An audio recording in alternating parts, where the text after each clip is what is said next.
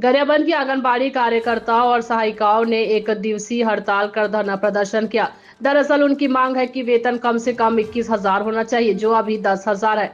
आंगनबाड़ी कार्यकर्ताओं का कहना है कि उनकी मांग केंद्र का सरकार से है।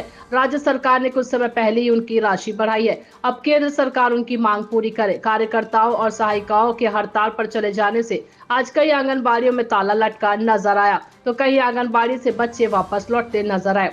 आंगनबाड़ी सहायिका एवं कार्यकर्ता संघ गरियाबंद के द्वारा आज जिला स्तरीय विभिन्न समस्याओं को लेकर गांधी मैदान में प्रदर्शन कर आक्रोश व्यक्त किया।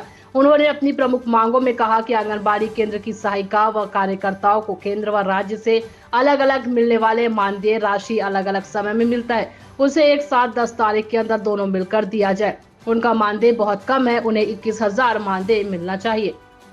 हमारी मानदेय में 1 रुपए की भी वृद्धि नहीं हुई है। हम केंद्र सरकार को एक दिवसीय हड़ताल कर सिर्फ संदेश देना चाहते हैं कि आखिरी वर्ष है, हमारी मांग पूरी कर दे, नहीं तो हम इसके बाद अनिश्चितकालीन हड़ताल के लिए भी तैयारी करेंगे। और दूसरी हमारी मांग है, जो हमारी कार्यकर्ता बहनें हैं जिनको सीधा वरिष्ठता के आधार पर पदोन्नत किया जाए, और सहायिका बहनों को भी उनकी वरिष्ठता के आधार पर सीधा कार्यकर्ता में पदोन्नत किया जाए। तीसरी हमारी मांग है 21,000 कार्यकर्ता बहनों को और सहायिका बहनों को 17,850 रुपये दिया जाए। जब तक है कि हम लोग को शासकीय किया जाए। और दूसरी मांग है कि 21,000 कार्यकर्ता को दिया जाए और सहायिकाओं को 17,850 रुपये दिया जाए।